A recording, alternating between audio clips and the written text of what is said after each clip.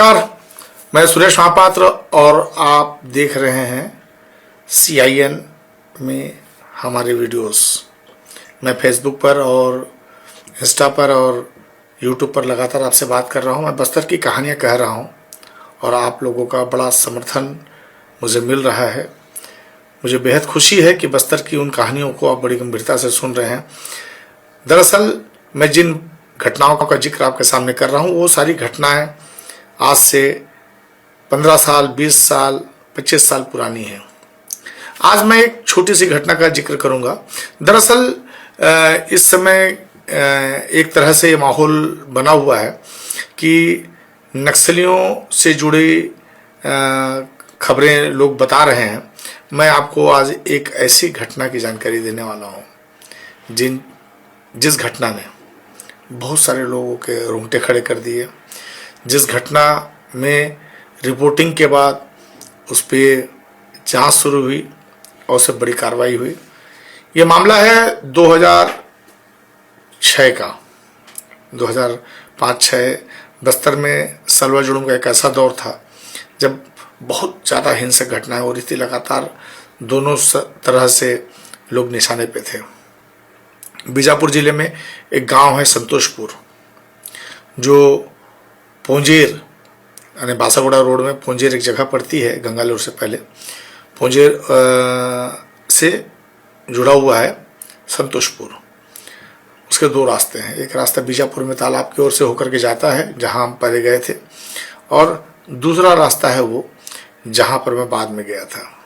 मेरे पास एक खबर पहुंची कि कुछ लोगों की हत्या करके फेंक दी गई और कोई पूछने वाला नहीं था।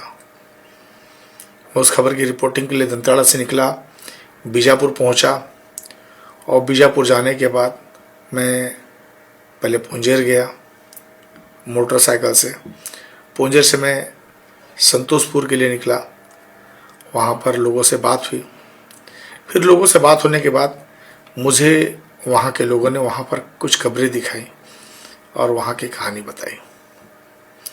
वो कहानी ये थी कि कई लोगों को SPO का दल सर्चिंग ऑपरेशन के दौरान पकड़ कर ले गया था, जो संतोषपुर गांव के थे, और लौटते हुए सर्चिंग पार्टी ने मारपीट करते हुए 7 लोगों की हत्या कर दी और फेंक दिया। ये मामला संज्ञान में आया।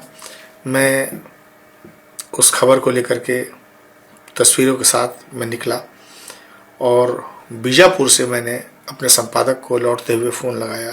तब दिवाकर मुक्तिबोध जी उसके संपादक हुआ करते थे, दैनिक भास्कर में था मैं। तो मैंने उनसे कहा कि भैया एक बहुत महत्वपूर्ण खबर है, मैं ले करके आ रहा हूँ। तो बोले ठीक है, क्या है? तो मैंने बताया कि इस तरह घटना है। बोले सही बात बोल रहे हो? बोले हाँ। तो उसका फिर मैं गया और वहाँ से मैंने खबर बना के भेजी। दैनिक भास्कर में उस खबर को ऑल एडिशन प्रकाशित किया गया और एक खबर प्रकाशित हुई जिसकी हेडिंग थी मुठभेड़ या हत्याएं। दैनिक भास्कर की खबर के बाद बड़ी खलबली मची, बहुत हल्का मचा। कांग्रेस के राष्ट्रीय स्तर के जांच दल ने इलाके का दौरा किया। चूँकि उस समय छत्तीसगढ़ में भाजपा की सरकार थी, रमन सिंह की सरकार थी, और रामविचार नेता उस समय प्रदेश के गृह मंत्री हुआ करते थे।